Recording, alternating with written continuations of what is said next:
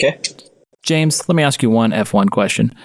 So let's assume, remind me again, who's the engineering guy who's like the big dog? The aerodynamicist is Adrian Newey. Adrian Newey. So what are you, if Verstappen leaves Red Bull, because I've been reading some rumors about that, it wouldn't matter. So that would be my question. It's all about him, huh? It's not even about the driver. Vettel won 4 championships with him. I actually have a couple signed autographs from Vettel, which is pretty gnarly. That's pretty crazy. Yeah. Who was he with previously? Red Bull.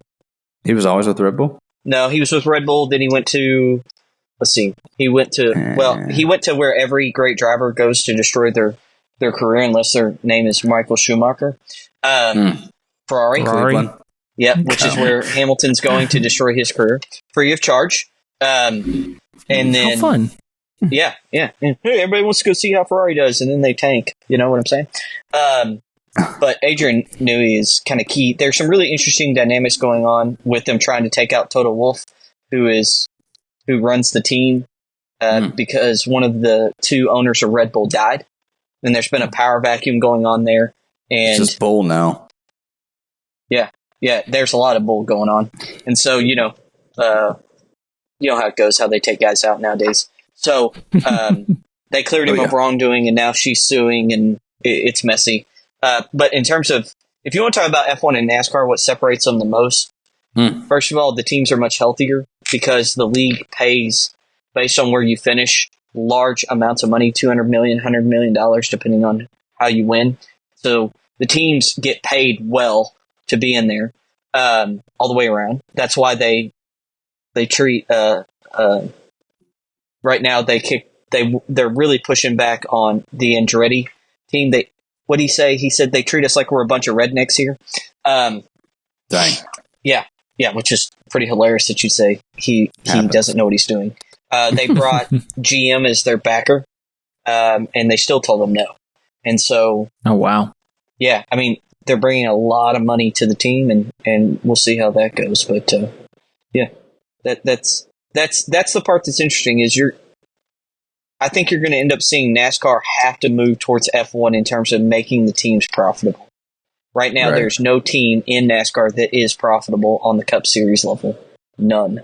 And you have guys like Roger Penske, who owns the IndyCar Racing League. He owns it. Like he also owns Indianapolis Motor Speedway. So he is in there. You also have guys like Michael Jordan, and then a guy named Rick Hendrick, who is a billionaire in his own right. And so it's, of my opinion, that everybody's kind of seen what's happened with F1 and gone, why are we putting up with this nonsense from these guys from Florida? So we'll see how that all plays out. Dang. Who would have thunk it'd be so interesting in NASCAR? And especially considering, I mean, it's I know it's not just car racing, but it is interesting how two leagues are set up so differently, and one is wildly successful and one is stalling, if you will. There was a time where NASCAR was more popular than baseball. Needs a pit stop? I would also, there's a part of me, as I'm kind of a casual fan for both of them, but there's like, I don't know if it's the European aspect of it, that it almost makes F1 kind of like NASCAR could kick its ass. You know what I mean? Like, that's the way I feel. Yeah. I'm like, F1 is your soap opera. I mean, they're dramatic, they're ridiculous, they're very pretentious, as you can imagine. They also create cars that, in IndyCar, I think it was like 10 or 11 seconds difference of how much faster an F1 car goes around the track than an IndyCar, which is our version of that. So incredible. You know, the teams are their own manufacturer, so they can buy some parts, but they create their car from absolute scratch every year. That's crazy. And that's pretty crazy. So I think Mercedes has like 1,000 employees for 2 cars. It's pretty incredible. My only issue with it is, like, unless something crazy happens, the season's already over. It is over. Yeah. I mean, we're 4 races in, and then you're like, okay, it's over. Yeah, I remember watching Vettel. Max has already won 3. Yeah. And he had a drop out of the 4th, and you're like, that won't make a difference. Oh, wow. I remember Vettel one time racing at Australia, and I think he beat the field by like 38 seconds. Just insanity. Like how Yeah. we were talking about this a few weeks ago, where it was like, someone like LeBron or someone like Verstappen. I know it's more than just Verstappen of Red Bull Racing, but like you have these guys, you have millions of people who want to play this sport. You have billions of dollars involved in the sport, and yet one person or one team rises so far above that it's just like, how does that happen? Well, how is Adrian Newey? How is Adrian Newey so much better than everybody? Like, I just don't. That's the part I don't get. Like, how has he figured out something that no one else has? That's just the part that blows my mind. He's the greatest aerodynamicist of his generation, and it's like trying to beat Chad Knaus and Jimmy Johnson at their height. The simple fact is, you need a good driver. Jimmy Johnson was a good driver, but you had Chad Knaus, who was always willing to push the limit, and he would. Mm-hmm. He tells a story of they would test stuff in the spring, and then they would go to the final 10 races, and then they would put on all these tricked out stuff that they had been doing. I mean, they had one year where they figured out how to move the rear end in the car under load. So when you watch the car go in, it moves over. They figured it out. And by the way, it passed tech inspection and then moves over 3 inches, so it gets better side force when it goes through the corner. Most people don't understand this. If you get a car going through a corner, right, you think of your car being straight, right? They actually take the right side of the car to get it to turn better. They put yaw in it, which means that they make the back end move farther to the right out, so it turns better through the corner. So if you're turning the same corner over and over, if you move the back end out, you also, right here where my arm is, the back of the car, that also creates downforce, or side force is what they call it. And so that's how they got it to rotate through the corner. Well, when you got somebody like that who's at the top of his game, what are you going to do? And it's now over. Mercedes can't kill everybody with the engine game like they were. I mean, they were probably up by 100 horsepower the first year that they ran the V6. They went from a V8 to a V6 with a hybrid component. They probably had 150 on the... Well, when you start off 150 ahead of everybody else, and they're never going to tell you how far they were ahead, but they could outrun everybody down the straight like crazy. So that overcomes a lot of your... Aerodynamics can't overcome horsepower. It can't. So, and that's what you said. Well... Hey, I got a question for you. So you live in Houston now. Mm-hmm. I'm sorry. You have on an Astros hat. Yeah, I do. Sorry about the. I like how you emphasize the first letters of that. Yeah. The question I've been thinking about is: are you still a Cowboys fan, or are you a Texans fan now? So I would say I'm gonna say this. Everybody's right now really mad at the Jones family. For tanking, and they are absolutely tanking. I can't decide if Jerry Jones is a liar or a genius. If you look at a lot of the stuff he does, right now he is currently in court for a paternity test that he doesn't want to take for a kid he fathered outside of wedlock in the 90s. That's going to court. You look at previous pictures released of him with strippers. This is not a guy who is honest. I mean, you can't be if you're doing that kind of stuff. And so are we shocked that he is not ran the team well since Jimmy left? The last good, and I'm going to say something that it hurts my feelings to say this, but since Troy Aikman left the Cowboys, the Texans have had 2 quarterbacks better than any quarterback that the Dallas Cowboys have had. 2 quarterbacks? 2. The Texans in one Sean place. Watson. Yep. And the guy they got now. Stroud. It's no offense to Stroud. It's early. Mm-hmm. And Dak won. I mean, he's like second in MVP voting, or was very high in MVP voting his rookie year too. The time changes. The time changes really fast. Yeah, Dak and Romo have the same thing in common. They're quarterbacking a mediocre franchise. They disappear in the biggest games, and they always have. They disappear. Yeah. So I would say it's more of a not just Dak thing. I think it's more of a franchise thing where we're front runners, and then the team starts to panic, and then they are part of that. So it's not just them, is I guess what I'm getting at. I mean, as Cowboys fans, we're pretentious, and to see our little brother kicking our tail and drafting, not once but twice. I think if you put Dak Prescott on the team that they had last year, they wouldn't have done as well. Because we know if Dak doesn't have everything, he's no good. But that's 90% of the quarterbacks. What? So Houston's doing though. No, it doesn't. But I mean, I think that's an overrated point to a certain extent for most quarterbacks. So like Mahomes can do whatever he wants with whomever he wants, right? And Brady had Gronk, had one great talent, basically. I mean, the second half of his career. He had Randy Moss. He didn't win a Super Bowl with Randy Moss, which is nobody did win more games in the.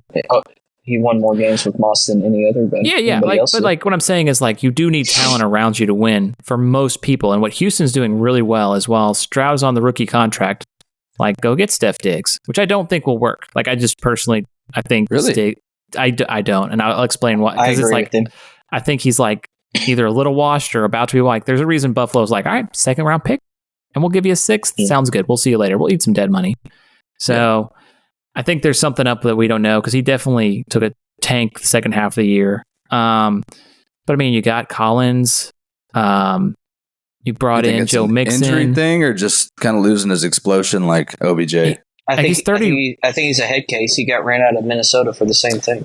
And I think he's 30 or 31. So, I mean, I think the age is catching up with him too, as well as the head case issue. So they restructured it to make it a 1-year thing, which I'm can't blame you. But I mean, do you even know who owns the? And this goes back to the whole, the Sherry Jones Larry. Do you even know who owns the Houston Texans? I know he got in trouble for saying we can't let the prisoners run the asylum. But that's the only thing I really know. Yeah, because they were saying he was racist, and then he's also the first coach to hire 3 straight African American coaches. The son is running it. The son is running it? What was running it? I think his mom took it back from him, and then her older son tried to get conservatorship of her, something like that. That popped off a couple of months ago. Yeah, I think she's in Austin. I think it's McNair family. Yeah, the old man bought it. But my point being, the family that runs the Texans might be better stewards than the Jones family are of the Cowboys. You're not wrong. Because it's all about the Joneses. I don't want to hear about them. I want to hear about the Cowboys. And it's all about I've been a fan of them longer than the Joneses have even been there. And when Jerry wants to make good hires, he makes great hires. He hired 2 Hall of Fame coaches, ran them both off. Bill Parcells and Jimmy Johnson. There you go. Wade would be a defensive coordinator, not a head coach Hall of Fame. Okay, real quick. CJ Stroud, 23 touchdowns, 5 interceptions, 4,000 yards. 64% completion. Dak Prescott, rookie year, 68% completion, 3,600 yards, 23 touchdowns, 4 interceptions. So very similar. More yards for Stroud. Did that backwards. So it was a little confusing. But it's pretty close. What about their postseason record of their rookie year? I guess Dak 1-0 Dak or lost 1-1? the first round bye, and then they lost to the Packers. Which I would also blame the defense more so. Dak didn't play well the first half, but they did put up 35 points. So it's okay. And then the Texans did win against Joe Flacco's 15 interceptions. But, you got to play the team in front of you. So, I mean. Yeah, but it's similar to a NASCAR fan. When do you get sick of hearing the same dog and pony show when you hadn't produced in 30 years? Yeah, I mean, you're not wrong. I mean, you literally have not gone deep enough into the playoffs for any of us to care, and yet you keep Joe telling Flacco, us we have two pick sixes, by the way.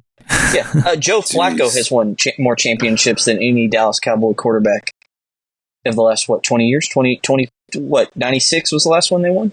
Yeah, Joe Flacco went 11 touchdowns, no interceptions that year. That was crazy.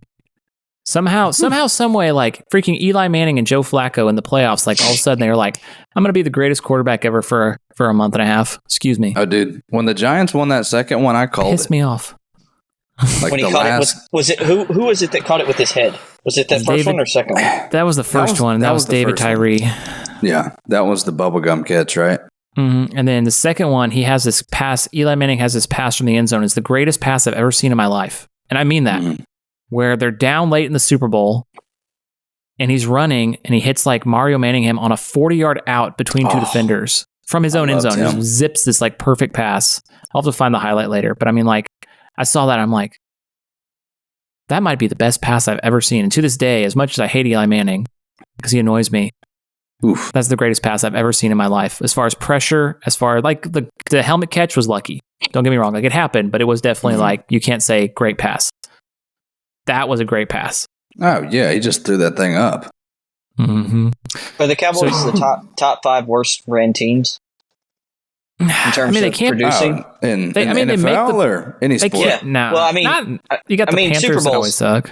Okay, the Browns.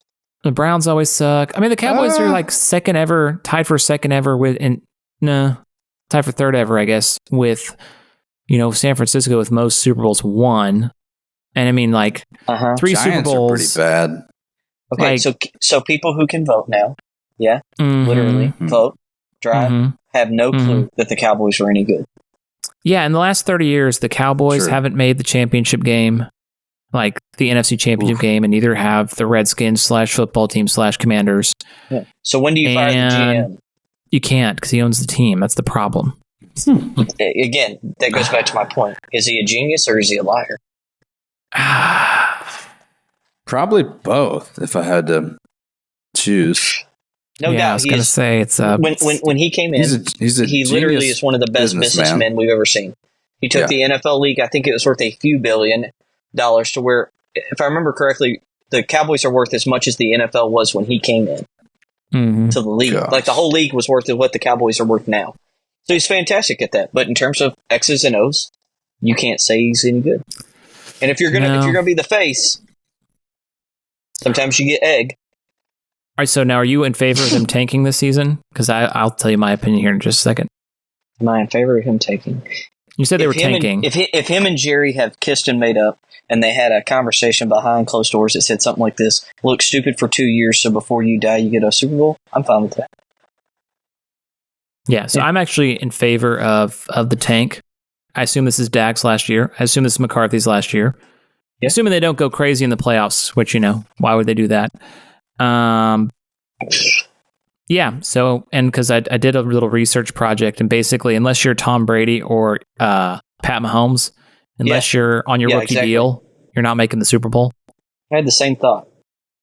Yeah, so it's actually, like, we looked it up, and it's like, for the last 20 years, since Joe Flacco, unless you're, what was it? It was Brady, it was Mahomes, and it was, like, I think it was Matt Ryan was the only top 5 paid quarterback to make the Super Bowl. Yeah, so for like 15, 20 years. Well, when you start paying the quarterback, though, then you can't pay other positions. And so should you just draft another quarterback? Or should you go should you go get Baker Mayfield? And somebody, work out, bring in those guys a midterm deal. Yeah. And get you how much did the Tampa Bay pay him last year? Gosh, I think it was like 18. No, it was I think it was like $5 million. It was like $4 million. He got I think it was $4 or $5 million. Yeah. You said billion with a B? He said billion. Okay, so they just did the 3-year deal. Oh, geez, you're right. It was 1 for 4. Yeah, they snagged it. Including a signing bonus of $14 million? No. Yeah. Sorry, hang on. Cap hip, dead money, cash advance. They were smart. Yeah, let's go back I think to that's the earnings. best way. You get a rookie, or you get a guy who he was the number 1 draft pick overall 4 or 5 years later, who's not on a big money extension. Say, hey, let's try this guy out. Like Nick Foles with the Eagles 4 or 5 years ago. It was a 1.25 with a $3 million signing and like $3 million of incentives, so it was just under 7. I'm finally getting my energy. It took me 30 minutes. Well, that's why there are a bunch of murders attached to Diddy, or people dying around Diddy, and he never got squeezed. There's a woman who testified. Oh, he got squeezed. Got testified. Right. Diddy shot me in the face, and he did not get squeezed on that case. And there's a lot of stuff. It'll be real interesting to see what comes out of this. The interesting thing is the FBI didn't go at him. Homeland Security did. And that's a pretty interesting thing. But I was telling Casey, I think the thing that I think the thing that is interesting is you have the Crane family who owns the Astros, who created a dynasty, and you have to go through them to win a pennant. And so, in terms of if you're talking about the most relevant families that run teams, I think that right now in Texas, it's going to be the Crane family who own the Astros. The Crane family. Crane. Yeah. They own a logistics company. Rangers owners own an energy company, which is nice. That's necessary. Yeah. Energy. Logistics is nice because I saw them get their rings. Not bad, huh? Yeah. I don't know who the guy who was like 1,100 years on stage was. I think he was the owner, but I'd never seen him before. You don't like? Let's give it a little thumbs up there. Yeah, you do a little thumbs up, and it gives a little like thing. I don't know why I did that. Wow, look at that. Okay. Hey, look at there. Huh. Learned something new today. No, nothing. Benji, what's on the docket for this week? All right, I feel like I just came to life. Are y'all cool if we just start from here? Can you see into my eyes? Sorry. I was like drifting off until I had my. I've been drinking this I got some water and honey. I think the allergies have been getting. I'm shocked it's not gin and juice. Gin and juice. With my mind on my money and my money on my mind. It'll be. I had a funny story. Let's see. I forgot it. I don't pay attention to basketball, but anything interesting going on? Are you a golf fan? So, no. Say it. No. Well, I like that. So, no. Yeah. In the pre-show, he had a joke, but I do have a joke. Yeah. I see. Listen, I tell you what. Let's play golf with a water balloon launcher, a chipper, and a putter. Ooh. Okay, I'm in. Water balloon. That's launcher. Yep. Let's do this. I'm gonna switch it up. Let's all. I'm gonna have. We don't have to make this a segment in the show. I want to talk about me and James's Diddy moment that we had. You're gonna tell the story, are you? Next, it's our weekly Diddy moment. Okay, we're definitely not releasing this. No. I'm not giving that one. I'm not going to tell the real one. I'm going to say that the first time we ever hung out, we went and got a pedicure together. Oh, and okay. The second part of that story is the first time we ever traveled together was actually to Austin. We were going to get barbecue. I had some guys working down here who were gone for the weekend, and so we stayed in their hotel room. Was there 4 of us or was there 3 of us? James? There was 3 of us, yeah. And so I was like, hey, me and James will bunk up. You know, we'll ride this queen bed together. Well, first of all, the third guy we had with us was not a guy you would share a bed with. Just saying. And so Casey and I are pretty good boys. I've shared beds with my boys, but you know the rules. And think about it. Well, Casey left out a major detail. You know, I'm a starfisher, and I'm always a topper.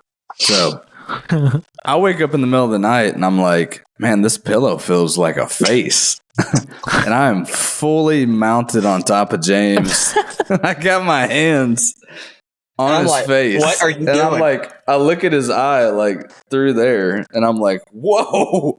Please stop. But I kind of like it. And I yelled, why the heck? Where are we? Like, where am I? Yeah. What? So then the next morning we get up and Casey goes, sorry, I'm a sleepwalker. I'm like, bro, that was a major minor detail. Random. I never know what's going to happen because relevant information. I spent the night with people on I had this buddy, he was on a work trip. They bunked us up and I woke up the next morning and he was just like looking at me, like shaking his head. And I was like, I have no clue what happened. And he was just like, you are crazy. I was like, what? He didn't even tell me the story. So he just left me hanging. I think I was yelling stuff or something, and then got up and started walking, and I don't know. So Casey is one of the best people you ever meet. He's just solid as can be. Thanks. However, when the lights go out and he falls asleep, you don't know who's coming out. And the ironic part was we got up next morning and spent hundreds of dollars on What was Franklin's? Franklin's, yeah. It's a barbecue.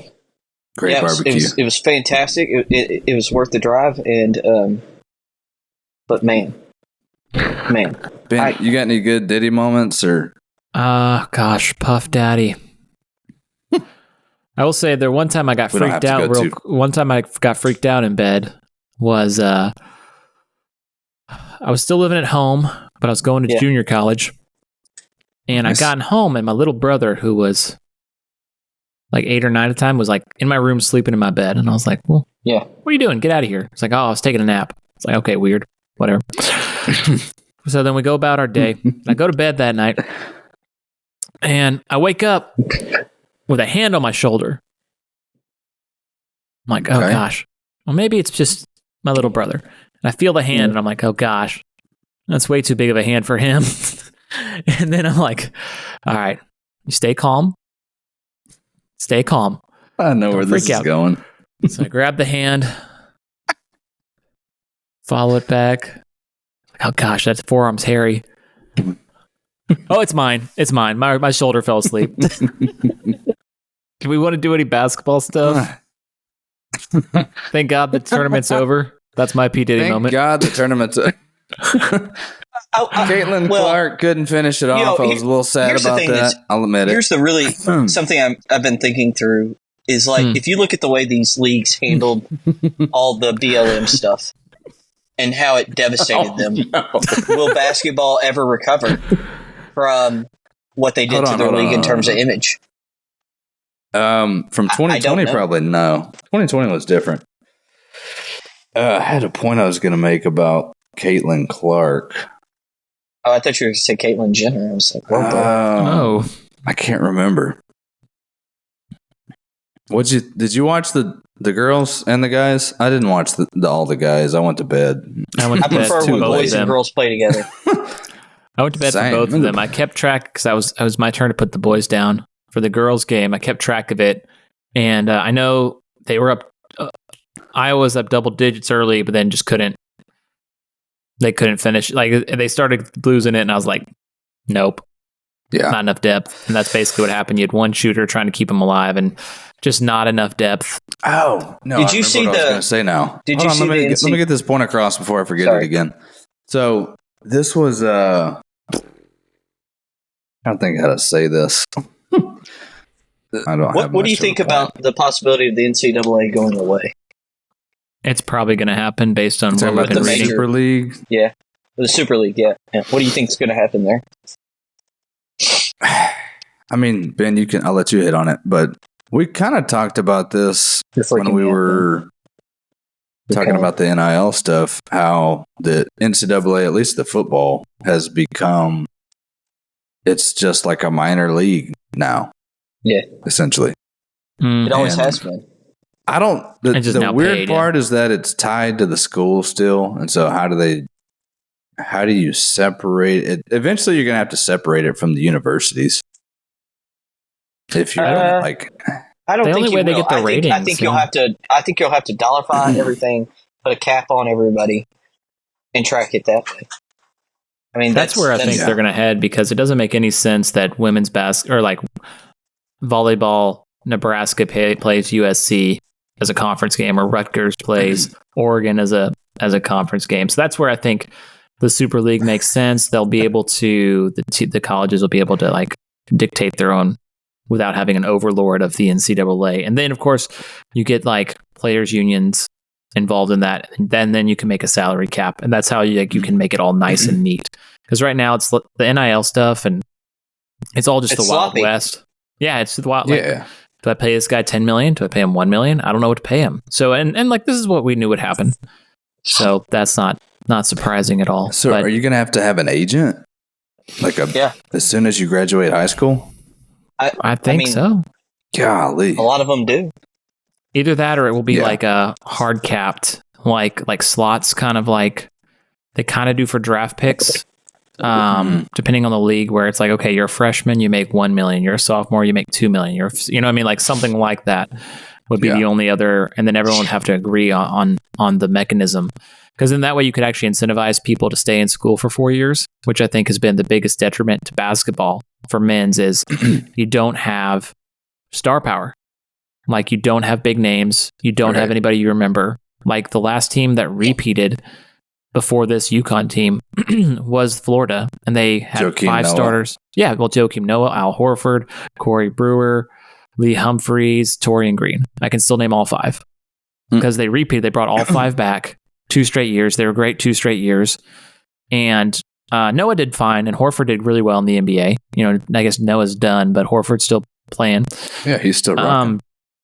The other guys, you know, Corey Brewer had flashes, but I think the fact that they knew if they went out after the first year, they probably weren't going to do much in the NBA was the reason they came back. And that was cool because you had star power and you had 5 starters coming back on a team, and you're like, okay, these guys can ball. You know, you imagine if those Kentucky teams, you know, when the one and dones first started, if they came back, you know, that had some following to it. So I feel like I'm going to like it better when we get to Super League status because you'll get some traction of the same players year after year. You can actually start to fall in love with teams again. And I think you're going to see a lot of sports go away that can't make money. I mean, that's just the truth. Universities, the charity just going to be like over. They're just going to be like club teams or something like that. Yeah. Yep. Well, like Sports Illustrated 20 years ago, I believe at this point, back when I got Sports Illustrated, ran a whole big piece on Ohio State, the program, and it was about all of the sports they did and how profitable they were. Football made hundreds of millions of dollars. Basketball was profitable. Everything else, everything else lost money. Women's basketball lost money. Men's baseball, I think that year lost money. Like everything else lost money. Football was like then they're like, here's our national champion shooting program. Here's our national champion archery program. Here's this program. And it's like football's paying for all of these. So it'll be interesting to see how it does shake out, whether or not, because I mean, I still think it can be profitable. It'll just be interesting how it all shakes out in the end. Like, yeah. Because you're still going to have some title. I don't know, like, will it change Title IX? Because that's part of why a lot of things had losing programs, like stuff that lost money. I think Title IX is getting destroyed by a lot of the things. I got to really watch what I say here. Title IX is being destroyed from the inside out. Yeah. Well, because YouTube will dock you. So there's no reason to bring it up. That's a good point. Title IX is collapsing as it always was going to. So yeah, that's just the truth. All right. Masters? What'd you call switch to Masters? I did get my Masters. No, I'm talking about how I got my Masters this week. Okay. But that's also true. Get it? I did. Well, I mean, they made me pay for graduation, so I better. What'd you get your Masters in? Masters of Theological Studies from Southwestern. Okay. I'm going for the Master of Divinity. Clutch. I think that means you get to be a god after it. I'm not sure. I mean, we can talk theology, but, you know, I'll bore Casey. I think he's unboreable. But I wanted to talk about golf for a minute. So do you think this is the year the Live guys actually win one, Casey Mack? Ooh. I mean, John Rahm won last year, right? So he did. The last repeat was probably Tiger or Bubba. It's been a minute. Bubba Watson, maybe. What? I'm gonna root for. What's my boy's name? I just blanked. Who wears the orange clothes? Oh, Ricky. Ricky. I'm going for Ricky. Bobby or Ricky Fowler. He was always the cool dressed one. I think if anything, though, to answer your question, it could be Brooks Koepka. Yeah, I can't stand him, but he is my. I'm going to pick anyone to win. For whatever reason, I had him in mind to win it this year. Will golf ever get back to what it did with Tiger? No, it's impossible. Like, you had the guy, and he was so cool, and it was. Yeah, and it was perfect timing because he had Nike, he had his own Gatorade. And it was awesome. in like that LeBron. It was like Jordan, Kobe, Tiger, Tom Brady. Who else was right there? Because Brady was just starting. I mean, Brady was just starting. So, What year did he win the Masters and blow out his knee? 2011, I think that was the U.S. Open, and where he beat Rocco Mediate in a playoff. How do I know that? I don't know. So you there? I was not there. I was like 12 or 13 or something like that. God, I'm old. I know. Doesn't it suck? So you're talking about the Cowboys earlier, and I'm like, God.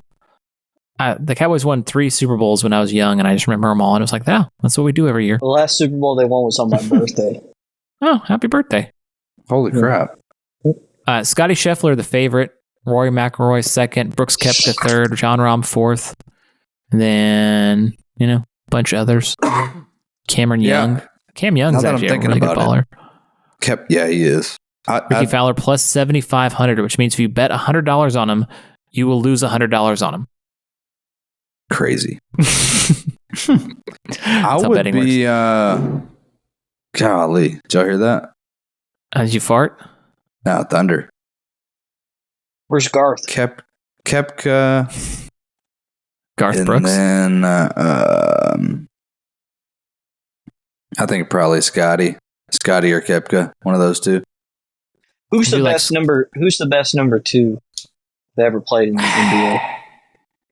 Pippen? Where's the number 2 or Scottie Pippen number 2? Scotty. Well, the Robin. Yeah. Pippen and Klay Thompson would be my 2 picks. Golly, that was fast. It was, wasn't it? I'm gonna go. I've Shaq. thought about this before.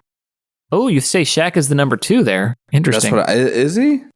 I would say Kobe was, at least in the early part of his career. Okay, then I'm gonna go Kobe. I was just gonna pick one of those two. Yeah. And then gosh, they're 1A and 1B. I'm gonna also go Shaq again, but Penny Hardaway. Okay. I liked it. It was probably my favorite. One of the most forgettable players, but won a lot of championships, was Robert Ory. Big shot, Bob. He got 7. Isn't that nuts? More than Jordan, more than Kobe, more than Shaq. Yeah. I love that guy. He was one of my favorite NBA Live 2003 video game players. Yeah, he was just clutch. I think I scored. I'd play games and only shoot with him, and I think I scored like 70 or 80 a handful of times. Yeah, I would do that just with pulling up with him. Yeah, what was your gameplay growing up? You had NBA Live. That was that 2000 NCAA football. I wasn't huge on Madden until like later, like the 2004 obviously was the best. Mm-hmm. I stopped playing in 2001. But NCAA, NBA Live, and then me and my brother for the longest time we played Blitz. You murdered me in Blitz. I murdered you in Blitz. I own Blitz, and I was like, "Hey, you want to play?" And he beats me like 98-6, and he was mad. First of all, that he didn't get 100, and he was also mad that I scored on him. Yeah. He's like, and the reason I'm so good at that game is because my brother used to beat the crap out of me until I finally learned how to play well. I just mimicked his game, but yeah. He beat. Oh, 100%. Probably gonna cut that one out too. I think I finally beat him. You should. Sorry. That was one of those. It was there. I couldn't pass. We finally got to a point where he could not beat me, and then we haven't played since. That's my brother and I in basketball. It flipped. Yeah. How many times have you beaten him? So he beat me probably 100 times, and then I'd beat him like 4 straight, and then we stopped playing. Mm-hmm. Yeah. So I'm the older brother with my brother James. Not this James, obviously. James. But I beat him 1,000 times in basketball. We'd play hours every day. He never beat me, except for the last time we played, because he had grown about 6 inches. He was 6'3", and he'd been practicing, and I hadn't been practicing. And he beat me 21-4, and it was a massacre. Like, I think there was 20 years of pain. I couldn't move. I wasn't going to call any fouls, which that was kind of against the rules to call fouls. And he was just swatting me, pulling up wherever he wanted, burying him, staring me down. I'm like, okay. So after the game, I go, I don't know what I need a sign that says you win forever. Like, do you need me to sign something? Do you need a picture? What do you need? But you win forever. It's fine. You got me. That's a great one. I hate it. Yeah. There's nothing like, when you finally can beat your big bro at something, you're like, oh, I got him. That was my dad in ping pong. I could never beat him. And then when I finally beat him, I never lost again. There's like that mental. Yeah, something flips. You're like, oh no. What's it like, the 3-minute mile or whatever? Mm-hmm. Like once you did it, you're like, oh. Like the runner's high or something? Yeah. 3-minute mile? Holy shnikes. So, Ben, you're too young to be a millennial, correct? I was born in 89, sir. Okay, so I am the generation just below you. I think the oldest age is like 25. I saw something the other day that made me very excited about church. It said, that they're going to church at a very high rate, and 93% of them want to do traditional marriage and have kids. They are the most conservative group since World War II. Wow. Millennials, we ruined them. Thank God. I'm so sick of all the nuts. Yeah. I would power rank the cashew as the best nut, the peanut as the second best nut, and Honey Nut Cheerios as the third best nut. I know it doesn't count, but Honey Nut Cheerios number 3. I am candy pecans. Definitely getting held on right now. Like my window is getting just. Okay, so that means you got to give us a stone cold.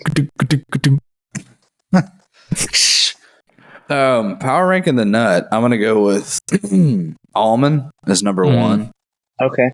I'll go cashew number 2. And I'll go Bernie Sanders number 3. I'm gonna go. You're gonna get canceled. I'll go cracker on 3. Nutcracker. Oh, I see what you're doing. Statue thing. Have you seen the Cat Williams one? No, you have shown me that.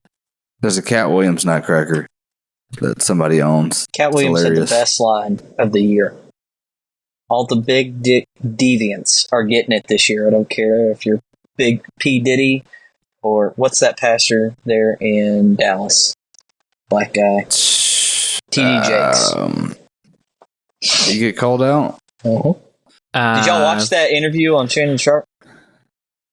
I've seen the evidence, 100%. And it seems like not convictable. What I would say is seems like on TD. I don't think they got TD, so I don't know if he's guilty. Wouldn't it be amazing if they found a video? Just saying. So were you? Casey, tell me about your weekend. So on Thursday or Friday night, your pops came in, and what happened? So going back to the family playing games theory. Excuse my voice. Pops has always destroyed me at golf, and the last 2 years, pretty much every time I've played with him, I've either beat him or I think we tied a couple times.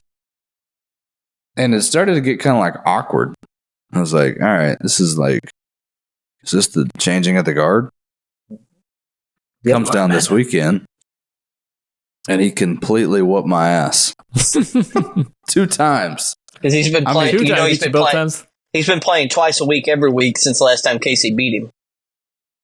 He was just locked, and it was like 250 off the tee, right down the stripe every single time.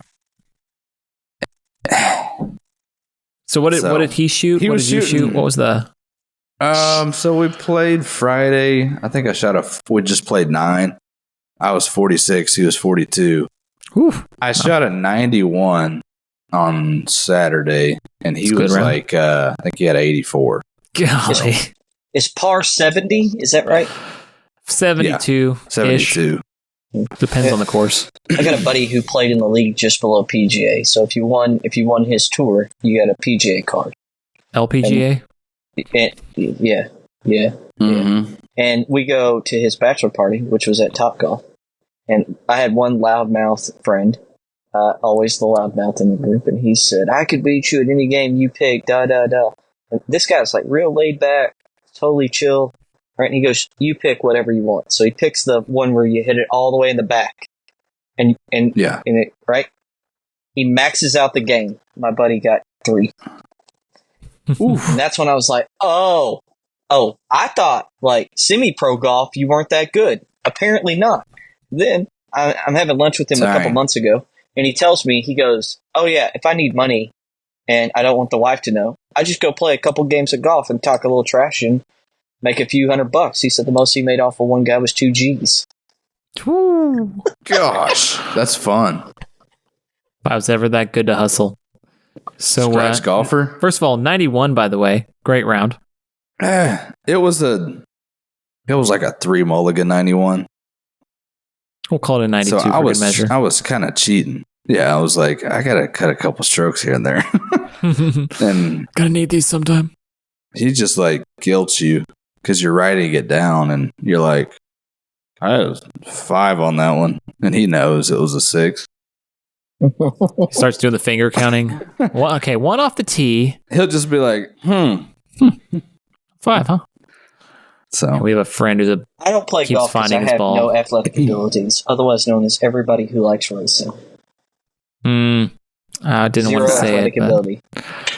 well, my athletic ability is going to be only soccer for a while because I think I broke my hand. So I bought how'd you do that? Gardening. Wait, Yeah, we were digging. Make something up. Yeah, We were digging the garden at the I I church, put my hand through the door or something. You know? and the old lady was like, "I can't get through this spot. Can you help me?" And I'm like, "Yeah, sure." And I had in the palm of my hand, I just slam it down real hard, and it was actually a 2 foot by 1 foot rock. It's a huge rock. So it was a big stinger on my hand, I thought, and then just keeps getting worse. It's been about a month, and now I'm like, I can't grip anything with my dominant hand. Like, this is a big problem. You can break your hand pretty easily. Well, especially if you do blunt trauma to it. That was ridiculous. And then, I go to the care now, and $250, and 2 hours later, they're like, "Yeah, we can't tell, but we'll set you up for a specialist. That'll be $250. Thank you. Here's a brace that costs $8. Is that card or cash? All right, thank you. I mean, yeah, no. I mean, that's one of the best lame ways to get hurt. It was pretty stupid, and it ruins, like I bought a golf simulator. Like, I've got my room almost set. Like, I need to do a coat of paint, and like I've got all the materials to set up my simulator, and now I'm probably not going to be able to golf for 6 to 8 weeks. It's like,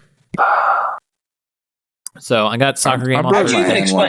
Here's a question: Did your wife laugh at you or have pity? More pity, because we didn't know it was broken at first. I was like, man, that really hurt. And then, we kind of laughed it off because I thought it was kind of stupid too. Like, well, there's a rock. That was stupid. And then, it just keeps getting worse. And I'm like, God, my hand is killing me. And like, I can't grab stuff. Like, this is bad. I just sent you a text on your phone says, "This is why you can't have nice things." LOL.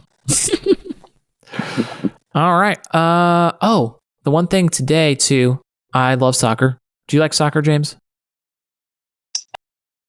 Out of this world goals that you just love as a striker. So that was my big highlight today as I'm, working and then kind of just having it on in the background of just glorious goal after glorious goal. Because like I said, the modern game, it's all about you don't shoot from out there because it's a bad shot. This is like hitting half court shot after half court shot if we're playing basketball, or like deep bomb after deep bomb. Just incredible. So that's all I got. When's the final? That's quarterfinal? This is quarterfinals. So they have one more game next week because they play 2 legs. They do one in one city, one in the other. And then they'll do a semifinal and then the final. So you're talking probably another month and a half before the final, because that's when all the season's in. So yeah, because you got league going on. You got a lot of stuff going on in between now and then. So it's anybody's game. 3-3, magical night. Crazy game, because a lot of times these teams will play like more compact in their league or more defensive for whatever reason. When these 2 teams play in Champions League, they just go all in, and it's awesome. And it really was awesome. Crazy. Absolutely insane. So that's all I got. The only closing thing I had was, James, I was going to tell you, I watched Dave Attell. He's got a new special on Netflix. Yep. It's freaking hilarious. I never watched this guy. Mm. He just fires jokes. Like it's punchline after punchline after punchline, but then he's also got like these little kind of stories in there. But yeah, definitely recommend it. You've quoted him a lot to me, and I never tuned into him, but he's freaking hilarious. Steve Trevino is from Corpus Christi, Texas. He just released his first Netflix special. Most of his specials are on YouTube, and the wife will like it. Ben. Okay. It's hilarious. There's a little cussing, not kid friendly, but very very. I don't funny. watch a lot of comedy specials with my kids, so that's okay. Okay, well, I'm glad you're an adult. Yeah. I'll leave you with a couple jokes. Why sports related? The thing I would leave with is actually a pretty simple thing. The next by the end of the year, we're going to find a lot out about the negotiations with NASCAR, and the negotiations, how they go with NASCAR, will either break one of the most powerful families in sports entertainment in the world, or they will figure out how to get through. And right now they're at a standstill. Nobody's talking. Nobody's doing anything. It will be interesting to see if the France family destroys NASCAR because they can't negotiate well, along with Marcus Smith. Nice. That will be interesting to watch. All right. Well, I say let's. I think that's a good place to peace out. 15.